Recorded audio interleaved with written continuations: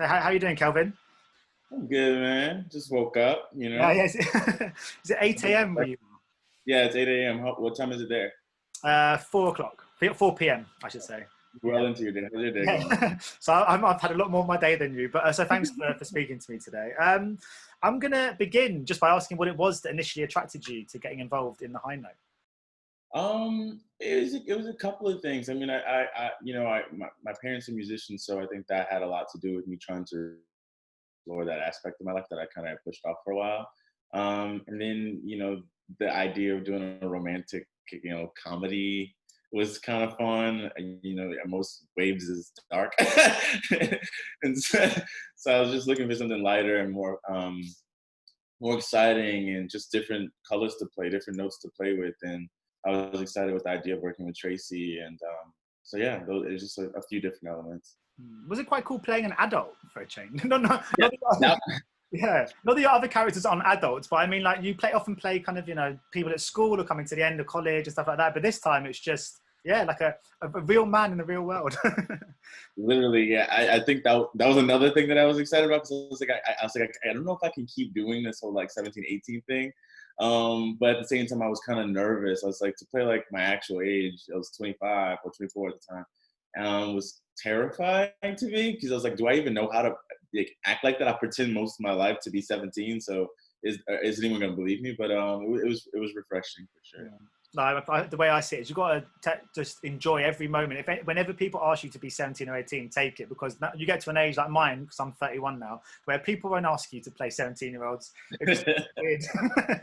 Yeah, but I was wondering too, I mean, when in regards to playing a kind of romantic lead, did you find that when you were kind of accessing the emotions of the character and kind of portraying him, that your reference points were almost other romantic films and other characters in romantic films? Because it is the romantic kind of drama and romantic comedy is so ingrained into kind of cinematic history that I just feel like do you almost feel like you're walking that line between accessing your real emotions as yourself, but also in some ways kind of finding yourself imbued by kind of classic romantic actors and Yeah, I think that it was tricky for me was tonally. I was trying to understand like how to the note I always get is, okay, Kelvin, we get it. You really want to ground this role, but like let's keep it light. So I think it was I ended up watching films that I grew up liking, and I think that was my approach. Is like if I reference anything, or if I end up referencing a film or something like that, it's something I kind of grew up loving. So I was like, what was I looking at? I remember looking at Hitch a lot, and I was like, okay, that will be a reference for me. And at the same time, it was still building the world that was realistic, and so I was like still referencing artists that I thought would be interesting in this space. So I was like Anderson .Paak, super charming. I was like, I would like some of that in there. Leon Bridges, Daniel Caesar, Gary Clark Jr. And I was like, okay, well, let's watch their interviews, and what would they be like if they were singing to the girl? Well, they have a bunch of music like that. I was like, now let's throw some jokes in there and just pay attention to Tracee, and you'll get timing. So there's a lot of different things of trying to like just combine a bunch of stuff to see if I can concoct something that was interesting. yeah.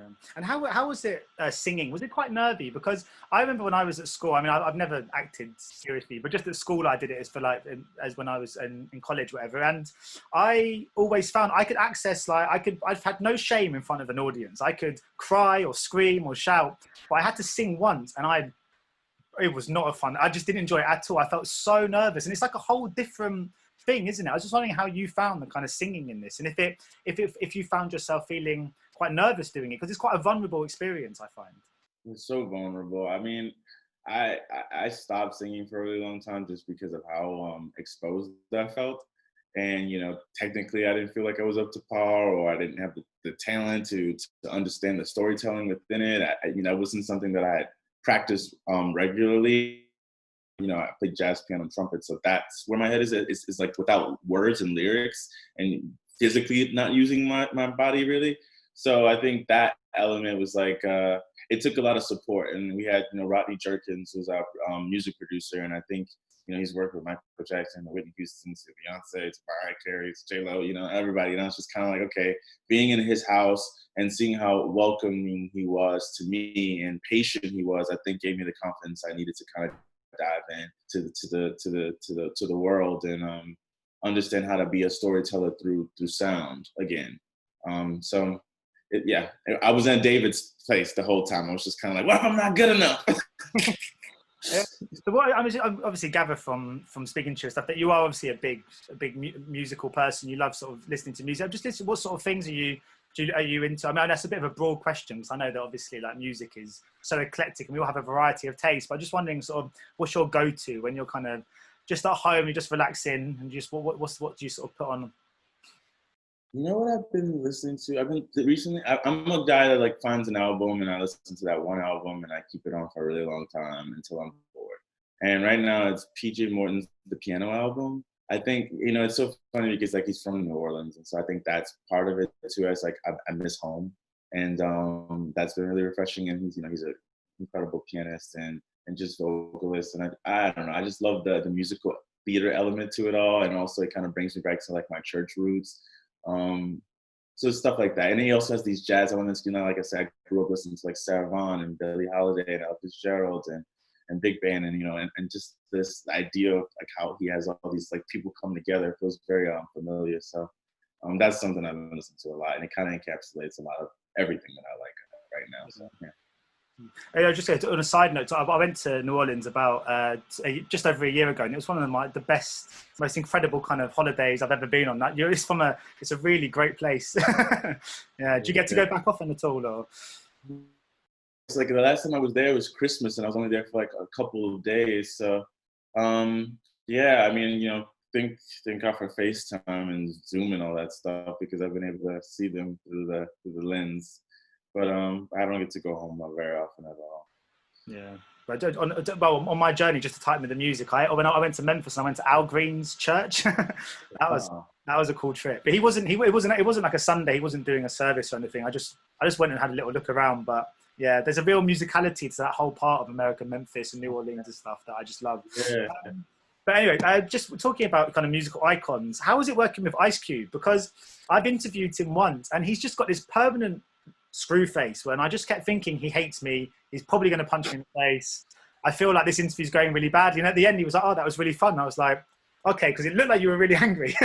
I'm just wondering how you found your experience with Ice Cube, because he is, from my very limited time meeting him, a really great guy. And I just thought, and he's a great actor. What was it like working with someone from NWA? That must have been pretty cool.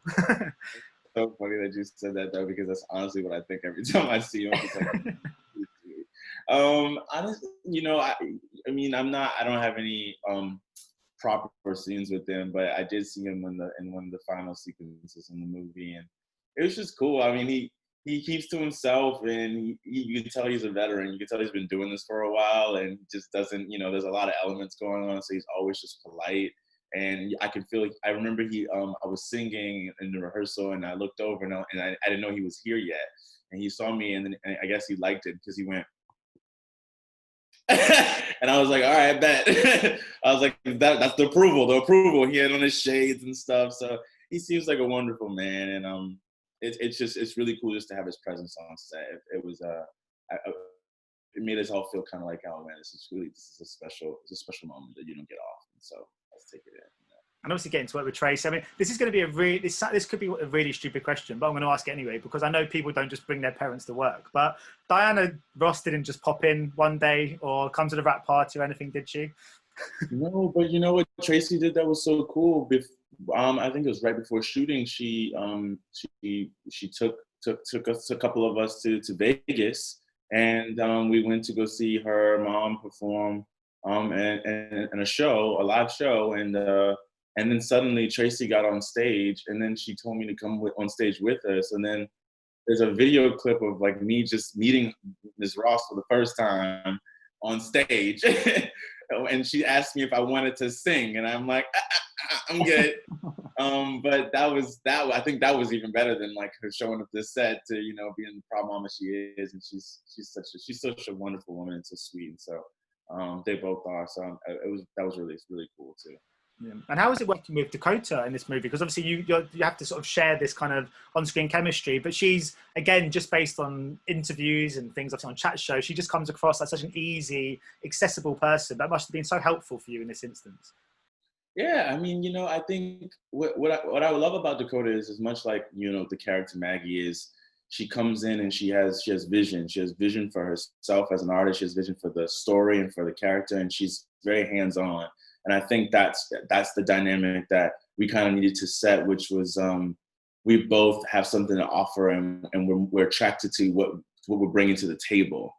And I think that made it more interesting and kind of like separated us from the idea that it was all about love, which is the normal rom-com. It's just like, oh, boy likes girl, girl likes boy, and they want to be together. It was like, boy has dreams, girl has dreams, and they feel like they can achieve their dreams together. So they're invested in each other, and it becomes something special. And it was really cool playing that. She's just very smart, and I have a lot of respect for her because of that, Yeah. And obviously we spoke just at the start about how I met you obviously before for Waves, which I remember when I saw Waves at the London Film Festival, and I came out of the screening and I just thought, well, that's going to win all the Oscars. I just thought it was absolutely fantastic. And obviously the Oscars are funny because there's like a group of films that are just Oscar movies and some just aren't. And the ones that are Oscar movies get nominated in every category, and it's like you're either in or out. It's like a little weird club. Anyway, ignoring that, the fact that it wasn't sort of treated necessarily on those terms, it must be a film that you guys are so proud of, because honestly I think it was in my top 5 films I saw last year, and I just adored it. And I know I met all of you guys at the press junket, and I met Trey as well, and it just felt like you guys knew you were sitting on something special. And do you still feel that? Do you still look back and think about what a great project that was? 100%. I mean, that was still the last. Hold on, I have to check myself for a second.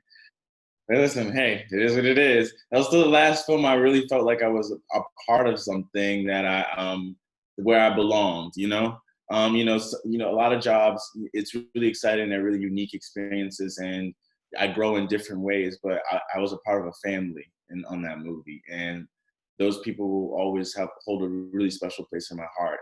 And I grew the most that I have in my career diving into something like that as a collaborator, as an actor, as a friend, and also as a son and brother in my own personal life. So I think that is why people connect to that movie, because it rips the humanity out of us when we keep trying to like mask things constantly. I love that movie. I love that movie, and I love that moment. So yeah. And your shoulder's better now, is it?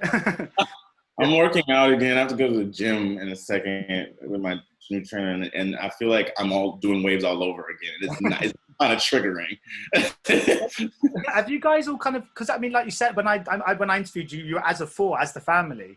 Have you guys kept in touch not as a family, but is there like a WhatsApp group between the 4 of you or something? Have you guys met up since Waves as a 4 and kind of spent some time together? Oh man, I wish. It's a busy group. I mean, Renee is busy right now. Sterling's always busy. Taylor's always busy. I don't know. I haven't seen any of them. I saw Taylor Taylor's probably the last one. I saw Sterling in we did an Academy Q&A thing. So I got to see him and Trey, and I'll FaceTime Trey sometimes, and we'll play like Mario Kart. But I don't talk to Renee just to tell her that Hamilton's so wonderful, the film, and Taylor's birthday is a few days before me. So that, we all kind of keep in touch separately, but we haven't had a proper group. I interviewed Taylor about a fortnight ago, actually, for Words on Bathroom Walls. And I just wanted to, because obviously it's been a few months since the industry's been like normal. And we're kind of waiting now for life to return back to what it was, because obviously we're kind of global lockdown. But what are you expecting from the kind of return of the industry? Are you expecting it to be quite different? Because I feel like since this kind of break has been imposed on us, so much has changed politically and socially, particularly in America, not just with COVID, but with the Black Lives Matter movement and stuff. And I'm just wondering if you think, when we return back to the kind of film industry, if you think we could be looking at a slightly different industry altogether, or are you expecting things to slot back as they always were?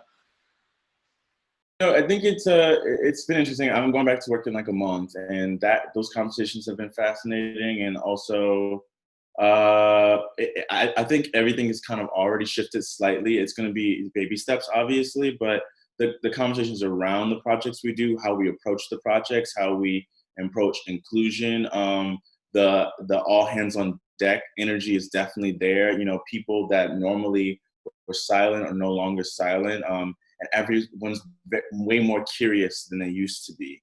And I think that's exciting. It's more so about the dialogue and about asking the right questions and implementing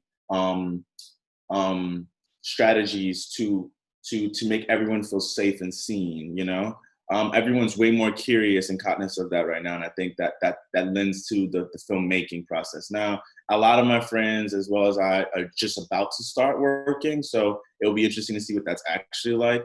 And then you have COVID and everything else, so the safety procedures in addition to that, so that's going to be interesting. And how do we make art like that? But it's definitely like we're in like the brainstorming room, just trying to see how does this all work. So I don't know. I don't know what the outcome will be, but I can definitely say everyone's hearts and intentions and minds are in the right place, and that's encouraging. Yeah, brilliant. Well, on that nice note, thank you so much for your time today, Kelvin, and thanks for speaking to me so early in the morning. Yeah, hopefully, yeah, by the time all these next projects come out, we'll be able to do this again in person. Who knows?